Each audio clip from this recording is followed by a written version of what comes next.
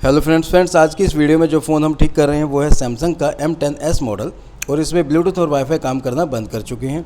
जैसे कि आप देख रहे हैं हमने शॉर्टकट से दोनों को ऑन करने की कोशिश की है लेकिन वो ऑन नहीं हो रहे हैं। उसके बाद हम सेटिंग में जाकर ब्लूटूथ और वाईफाई के ऑप्शन को खोलते हैं तो वहाँ पर दोनों के ही बटन ग्रे आउट पड़े हुए हैं। दोबारा से उसको हम ऑन करने की कोशिश कर रहे हैं लेकिन वो ऑन नहीं हो रहे हैं। तो फ्रेंड्स ब्लूटूथ और वाईफाई की जो आईसी होती है फ़ोन में वो एक ही होती है सभी कंपनी के सभी मॉडल्स में।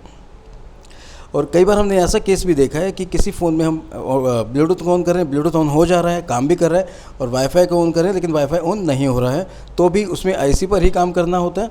और कई केसेस में हमने ये भी देखा है कि ब्लूटूथ ऑन हो रहा है, काम भी कर रहा है, वाईफाई ऑन हो रहा है, लेकिन वाईफाई का जो सिग्नल है यानी कि वायरलेस के लाइन के जो सिग्नल है वो उसको सर्च नहीं कर पा रहा है। तो उस कंडीशन में भी ब्लूटूथ वाईफाई पर ही काम करना होता है। तो फ्रेंड्स ये जो आप छोटी सी जाली देख रहे हैं इसके नीचे इसकी ब्लूटूथ और वाईफाई आईसी लगी हुई है। तो हम क्या करेंगे, इस जाली को उतार लेंगे और मैक्सिमम फ़ोन में अगर कोई फ़ोन वाटर डैमेज नहीं है या फिज़िकल डैमेज नहीं है तो ज़्यादातर फ़ोन में ब्लूटूथ और वाईफाई को बदलने की ज़रूरत नहीं पड़ती है। उसी आईसी को उतार कर रिबोल करके लगाने से वो है मतलब वो ठीक से काम करने लगती है। तो फ्रेंड्स इस मॉडल में हम क्या करेंगे, सबसे पहले इस जाली को उतार लेंगे और जाली को उतारने के लिए हम थोड़ी सी फ्लक्स पेस्ट लगाने के बाद मशीन का टेम्परेचर 340 से 50 के बीच में सेट करेंगे और एयर का फ्लो 1 से 2 के बीच में सेट करेंगे। उसके बाद कुछ सेकंड उसको हीट करने के बाद जाली को हम उतार देंगे। सील्ड को हमने उतार लिया है। तो फ्रेंड्स ये जो अब आप देख रहे हैं ये इसकी ब्लूटूथ वाईफाई आईसी है और इसमें जो आईसी लगी हुई है वो बॉल वाली नहीं है, मतलब कि इस आईसी को उतार कर रिबोल करके लगाने की ज़रूरत नहीं है। इस आईसी ये प्रिंट वाली आईसी है। जिस तरह से फ़ोन में RF आईसी लगी होती है, मतलब RF के नीचे आपने देखा होगा प्रिंट्स होते हैं ना कि बॉल्स होती है, तो ये इस मॉडल में जो ब्लूटूथ वाईफाई आईसी है ये उसी तरीके की है। इस आईसी को हम सिर्फ हीट करके उतार कर और वापस ऐसे कैसा लगा देंगे। तो फ्रेंड्स इस आईसी को उतारने के लिए भी आप 340 से 50 के आसपास हीट रख सकते हैं और एयर का फ्लो 1 से 1.5 के आसपास आप एयर का फ्लो रख सकते हैं। ये हमने आईसी को उतारा और वापस उसको अपनी ही जगह पर दोबारा से सेट कर दिया है।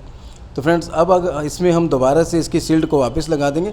अगर आप चाहें तो सील्ड ज़रूरी नहीं है कि वापस लगाई जाए, अगर आप ऐसे भी छोड़ देंगे तो भी फ़ोन में कोई प्रॉब्लम नहीं है। ज़्यादातर फ़ोन में सील्ड इसलिए लगाई जाती है ताकि फ़ोन की जो आईसी जब हम फ़ोन को यूज़ कर रहे होते हैं तो आईसी की हीटिंग मतलब फ़ोन के बाहर तक ना आए।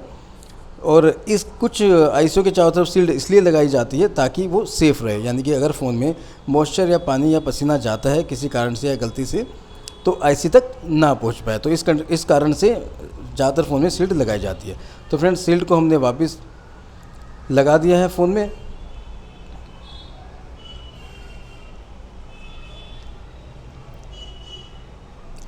लगभग 30 से 40 सेकंड गर्म करने के बाद हमने सील्ड को उतारा था और उतनी ही देर दोबारा से उसको हीट देने के बाद सील्ड को वापस लगा दिया है। फ़ोन को अब बारी है टेस्ट करने की कि हमारा जो है ब्लूटूथ वाईफाई ऑन होने लगा है या नहीं। ऑन करने से पहले मदरबोर्ड में बोर्ड को फ़ोन के अंदर मदरबोर्ड को लगाने से पहले उसको हमने हल्का सा ठंडा कर लिया और अब बारी है फ़ोन को चेक करने की। फ़ोन को ऑन कर लिया है।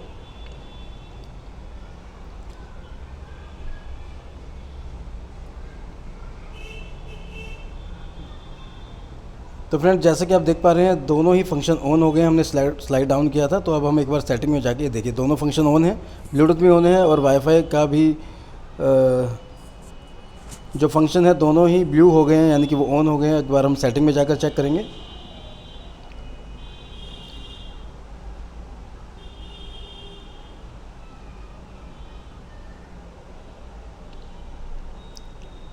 ब्लूटूथ वाईफाई के दोनों ही बटन ऑन हो गए हैं।